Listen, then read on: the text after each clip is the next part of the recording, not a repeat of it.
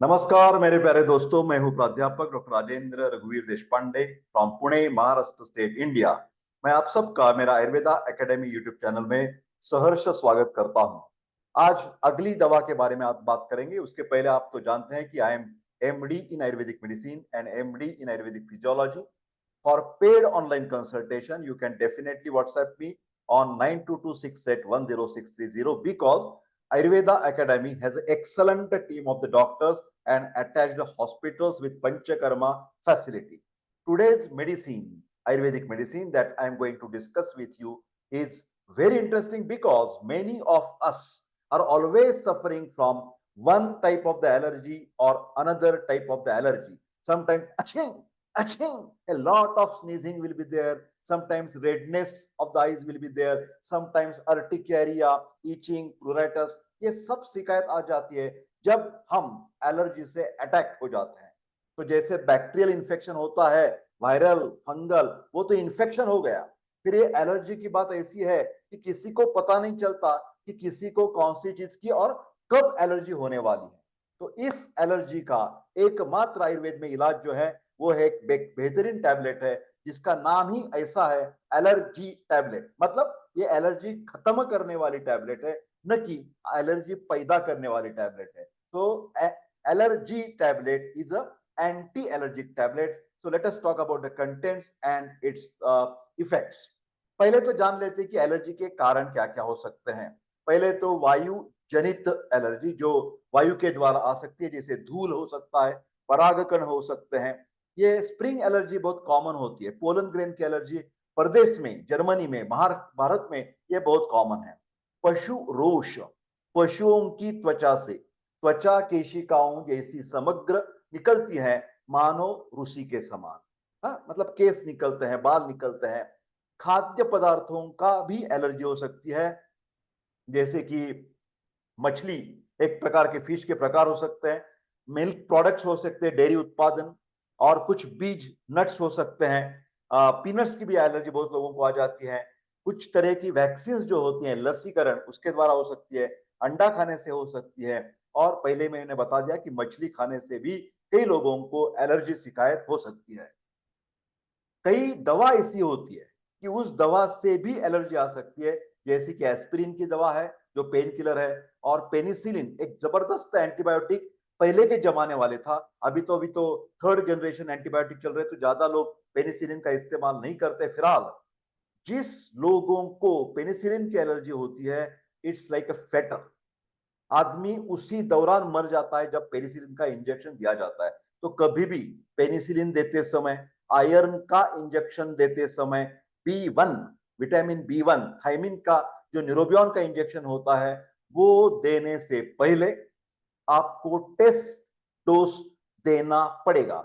बहुत ही कम मात्रा में, उसको टेस्टिंग डोज बोलते हैं, जिसको एंटी मतलब एंटी रिएक्शन बोलते हैं ना, मतलब जो रिएक्शन आ जाती है उसका अंदाजा लगाने के लिए आफ्टर टेस्ट डोज ऐसा लिखा जाता है, एटीडी ऐसा लिखा है, आफ्टर टेस्ट डोज वो पूरे दवा दी सकती है।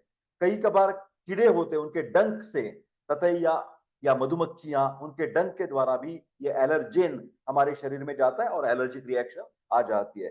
कभी कभार पौधे जो होते हैं, घास और चुभने वाले बिच्छू, इसी के भी एलर्जी हो सकती है। लेटेक्स जो पदार्थ होते हैं, लेटेक्स, उसकी भी एलर्जी बहुत जन को होती है।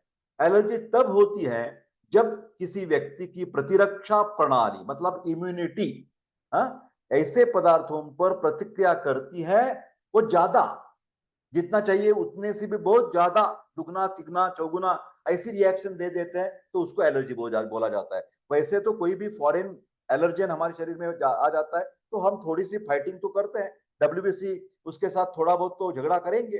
फिलहाल ये एलर्जी तब आती है जब ये झगड़े का पर्यायवसन युद्ध के स्वरूप में हो जाता है। हाँ, which vitamin deficiency causes allergies, ऐसा किसी ने आपको पूछा कि विटामिन की भी एलर्जी हो सकती है क्या?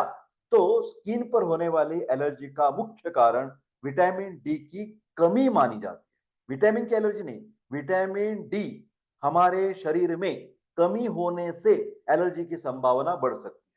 हाँ? तो vitamin deficiency causes definitely allergies. शरीर को सही तरीके के काम करने के लिए पर्याप्त मात्रा में विटामिन और मिनरल्स की हमारे शरीर को जरूरत होती है। अब ये एलर्जी हो गई तो उसके क्या क्या लक्षण हो सकते हैं?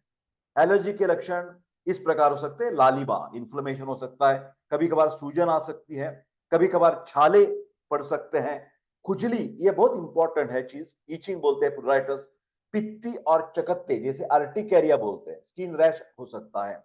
ये जरूरी नहीं है कि एलर्जिन आपके लिए कुछ नया पदार्थ हो, या ऐसा भी हो सकता है कि आप कई सालों से उस पदार्थ का इस्तेमाल करते हो, फिलहाल एकाएक ये एलर्जी आ सकती है। सामान्य त्वचा एलर्जिक में एलर्जिक पदार्थों के संपर्क में आने से जल्द ही सूजन, एक्जिमा, क्रॉनिक पित्ती और एंजियो, जिसको एंजियो एडिमा बोलते हैं, उस तरह की सीरियस घटनाएं भी हो सकती है। एलर्जी जब हो जाती है तो एलर्जी हमें खत्म करनी है, तो उसके लिए खान पान में हमें क्या ध्यान देने की जरूरत है? एलर्जी की इन परेशानियां जो है उसकी कम करने के लिए विटामिन सी बहुत ही उपयुक्त है। विटामिन सी के द्वारा हमारी इम्यूनिटी बहुत अच्छी बन जाती है। विटामिन सी युक्त आहार नेचुरल एंटी हिस्टामिनिक की तरह कार्य करता है। अब ये देखिए, ये एंटी हिस्टामिनिक की जब बात आती है तो मॉडर्न के कुछ मेरे सामने लिवोसिट्रिजिन होती है ना, इंसिड एल नाम की एक दवा होती थी। पुराने जमाने में हम क्लोरफेनेरेमाइन मैलिएट सीपीएम नाम के टैबलेट इस्तेमाल करते थे। कभी कभार ये एविल नाम का एक एंटी एलर्जिक दवा होता है। तो ये टैबलेट हो, इंजेक्शन हो या पतली दवा हो, ये एंटी एलर्जिक दवा लेने से एक बहुत महत्वपूर्ण साइड इफेक्ट आपको ध्यान में रखना पड़ेगा। Modern anti histaminic, modern anti allergic दवा लेने के बाद पेशेंट को ड्राउजीनेस आ सकता है, स्लीप, नींद जैसे महसूस हो सकता है। तो एंटी एलर्जिक एलोपैथी की दवा लेने के बाद किसी ने भी ड्राइविंग नहीं करनी चाहिए, विस्तों के साथ नजदीक नहीं जाना चाहिए, कभी हॉल सीढ़ियां नहीं चढ़नी चाहिए, पानी में नहीं तैरना चाहिए, क्योंकि आपको नींद जैसा महसूस होता है तो उसी के द्वारा कुछ गड़बड़ी हो सकती है। तो मॉडर्न की एंटी एलर्जिक एंटी हिस्टामिनिक दवा से कृपा करके सावधानियां बरतने की जरूरत है। फिलहाल हम आ जाते हैं कि एंटी एलर्जिक खानपान कैसे होना चाहिए। इसलिए हमारी आहार में अधिक से अधिक विटामिन सी युक्त पदार्थों का शामिल करना आवश्यक है, और इससे क्या हो जाएगा, जो हिस्टामिन नाम का जो केमिकल है उसकी मात्रा कम हो जाएगी। अभी चालू करते हैं बात एलर्जी टैबलेट की। आयुर्वेदिक दवा है ये बहुमुखी प्रतिरक्षा बूस्टर, इम्यूनिटी बूस्टर। ये भारतीय हल्दी उसमें है और हल्दी के द्वारा यह बनाया गया है। आप तो जानते हैं कि टर्मेरिक जो है ये बहुत ही एंटी इंफ्लेमेटरी, एंटी हिस्टामिनिक काम करता है। तो हमारी भारतवर्ष में यह बादाम, नटग्रास और कैल्ट्रोप जैसी सामग्री से बना हुआ ये एलर्जी टैबलेट है। ध्यान से सुनिए, आलमंड है उसमें, नटग्रास है और कैल्ट्रोप है। एलर्जी प्रतीत होने वाली हानिरक्षित उत्तेजना जो आ जाती है, स्टिमुलस जो आ जाता है, उसके द्वारा हमारी इम्यूनिटी सिस्टम जो है वो सेंसिटाइज हो जाती है। एक समझदार और सक्षम प्रतिरक्षा प्रणाली पूर्ण शारीरिक स्वास्थ्य की कुंजी है, उससे द्वारा हमारा स्वास्थ्य बनाए रखता है। ये जो एलर्जी एलर्जी टैबलेट जो है उसमें अदरक है, काली मिर्च है, पिप्पली है, सफेद फूल वाली एम्बेलिया है और दालचीनी जैसे तत्व शामिल है, जो कफ दोष को संतुलित करने में प्रभावी है। इन दवाओं द्वारा अत्यधिक जो बलगम निकलता है, जब अस्थमा का अटैक आ जाता है एलर्जी के द्वारा और बहुत सारा कफ निकलता है, तो उस बलगम को जो ज्यादा उत्पादित हो रहा है उसे कंट्रोल करने के लिए और श्वसन पथ का जो डैमेज हुआ है वो दुरुस्त करने के लिए ये दवा काम करेगी। उसके बाद फेरस सल्फेट एक अत्यंत आवश्यक ऐसे रक्त बढ़ाने वाली दवा है जो दैनिक आयरन की आवश्यकता को पूरा करता है और हमारी स्वस्थता का जो स्तर है वो बनाए रखता है। एलर्जी टैबलेट पाचन प्रक्रिया को तेज करता है, डाइजेस्टिव सिस्टम अग्नि जो है वो बहुत अच्छी तरह से काम करने लगता है। Metabolic process is getting stimulated और उसके द्वारा जो अच्छा न्यूट्रिशियस पार्ट है उसका एब्सॉर्प्शन, और जो उसके द्वारा हमारे जो शरीर की पोषण होने वाली प्रक्रिया, हमारे शरीर के रस रक्त मांस में अस्थि मज्जा धातु और उसके बाद होने वाला ओज, ये पदार्थ बहुत अच्छी तरह से बन सकता है। त्वचा में ये एलर्जी टैबलेट लेने के बाद सुधार आ जाता है, उसकी सुरक्षा अच्छी तरह से बनाए रखती है। एलर्जी जो टैबलेट है वो जलवायु परिवर्तन के कारण बार बार होने वाली जो फंगल इन्फेक्शंस है और जो छाले होते हैं उसको भी दूर करता है। ये क्रॉनिक पित्ती मतलब अर्टिकेरियल रैश और खुजली ऐसे अन्य जो त्वचा विकार है एलर्जी के कारण होने वाले उस सबको ये एलर्जी टैबलेट ठीक करेगी। एलर्जी टैबलेट की सामग्री घी और गन्ने की चीनी के सुखदायक आधार के साथ बनाई जाती है और सभी उम्र के लोगों के लिए अत्यधिक ये स्वादिष्ट टैबलेट है। दिस इज चीवेबल टैबलेट, लोजेंजेस जैसी काम करेगी, पेट में निगलने की कोई जरूरत नहीं है। स्वीट है, मधुर रसात्मक है और उसका असर बहुत तेज, जल्दी और अच्छा पड़ जाने पर। इसका कैसा लेना है? भोजन के बाद दिन में 2 बार एलर्जी टैबलेट 1 से 2 गोलियां। ये चबाने योग्य गोलियां, मतलब उसकी स्वाद जो है वो मधुर स्वाद है। बच्चों के लिए टैबलेट 1 गोली दिन में 1 या 2 बार 30 मिलीलीटर गुनगुने पानी में घोले या चबाने के रूप में आप दे सकते हैं। अभी ये एलर्जी जब होता है तो हम कौन सी इन्वेस्टिगेशंस करते हैं? तो पहला महत्वपूर्ण है इओसिनोफिल काउंट, जो हिमोग्राम ईएसआर की टेस्ट होती है। उसमें आपको डब्ल्यूबीसी के 5 प्रकार, neutrophil, eosinophil, basophil, lymphocyte, monocyte, इसमें इओसिनोफिल काउंट के ऊपर आप ध्यान देंगे। Normally it should be 0 to 5। जब इओसिनोफिलिया एलर्जी के दौरान ये काउंट बहुत बढ़ जाता है।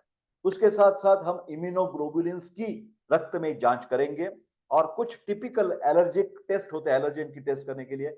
मैं उसकी सलाह आपको बिल्कुल नहीं दूंगा, क्योंकि क्या हो जाता है कि 1.5 साल एलर्जेंस निकलेंगे, आप कौन सी चीजों से बचेंगे? तो आपको ये करना है कि एलर्जी टैबलेट लेना है और अपनी अपनी खुद की इम्यूनिटी बढ़ाकर वो एलर्जी के साथ फाइट करना है। एक और कुछ टेस्ट की बात बता देता मैं आपको। त्वचा चुभन परीक्षण होती है, इंट्राडर्मल परीक्षण किया जाता है, पैच परीक्षण भी होता है, रक्त में टोटल आईजीजी ये टेस्ट की जा जाती है, विशिष्ट आईजीई नाम की एक टेस्ट भी की जाती है। मेरे प्यारे दोस्तों, ये घर बैठे बैठे मीठी स्वाद वाली चबाने वाली एंटी एलर्जिक आयुर्वेदिक दवा के बारे में आप घर बैठे बैठे मंगवा सकते हैं और इसका फायदा उठा सकते हैं। मेरे प्यारे दोस्तों, किसी को भी cold, cough, cancer, HIV, anaemia, ATP, diabetes, heart की प्रॉब्लम, लिवर की प्रॉब्लम, गुर्दे की प्रॉब्लम, कौन सी भी प्रॉब्लम, हम है ना, तो इसके ऊपर व्हाट्सएप कर दीजिए, हम आपको पेड कंसल्टेशन करवाने वाले हैं। उसके साथ साथ डिस्क्लेमर, कौन सी भी बीमारी में यथावश्यक यथाकाल वैद्य की सलाह लेना जरूरत होती है। कृपा करके वीडियो लाइक शेयर करके मेरा चैनल सब्सक्राइब कीजिए और देशपांडे सर की उम्मीद हमेशा की तरह बढ़ाइए। बहुत बहुत धन्यवाद। मिलते हैं अगले वीडियो में, तब तक स्वस्थ रहे और खुश रहे। धन्यवाद।